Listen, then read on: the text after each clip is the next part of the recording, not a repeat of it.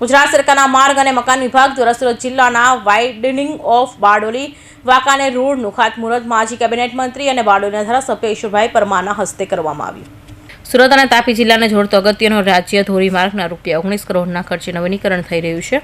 તે માર્ગનું ખાતમુહૂર્ત માજી કેબિનેટ મંત્રી અને બારડોલીના ધારાસભ્ય ઈશ્વરભાઈ પરમાર, સુરત જિલ્લા પંચાયતના પ્રમુખ ભાવિનીબેન પટેલ, માજી સુરત જિલ્લા પ્રમુખ ભાવેશભાઈ પટેલ, સુરત જિલ્લા ભાજપના મહામંત્રી જીગર નાયકના હસ્તે કરવામાં આવ્યું હતું. આ માર્ગ અગાઉ 7.5 મીટર પહોળો હતો, જે હાલ 10 મીટર પહોળો થવા જઈ રહ્યો છે. જેને કારણે બારડોલી તાલુકા અને મહુવા તાલુકામાંથી પસાર થતા વાહનોને સરળતા રહેશે.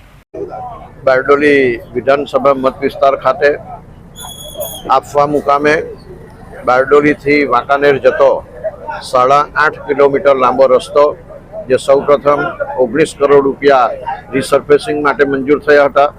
ત્યારબાદ બીજા ₹8 કરોડ વાઇડનિંગ માટે, એમ 7.5 મીટરનો પહોળો રસ્તો, જે હવે આવનારા સમયમાં 10 મીટરનો પહોળો બનશે અને 27 કરોડના ખર્ચે આ રસ્તો તૈયાર થશે.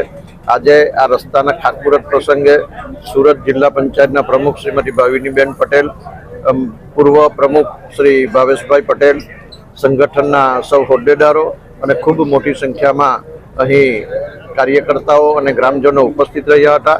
અને વહેલામાં વહેલી તકે આ રસ્તો આ વિસ્તારના લોકોને, એટલે કે આ રસ્તો બારડોલીથી વાંકાનેર, વાંકાનેરથી વેડછી તરફ થઈને આ ઉનાઈથી સાપુતારા તરફ જનાર હોય, આ રસ્તો ઝડપથી પ્રજાજનોની સુવિધામાં ઉપલબ્ધ કરાશે.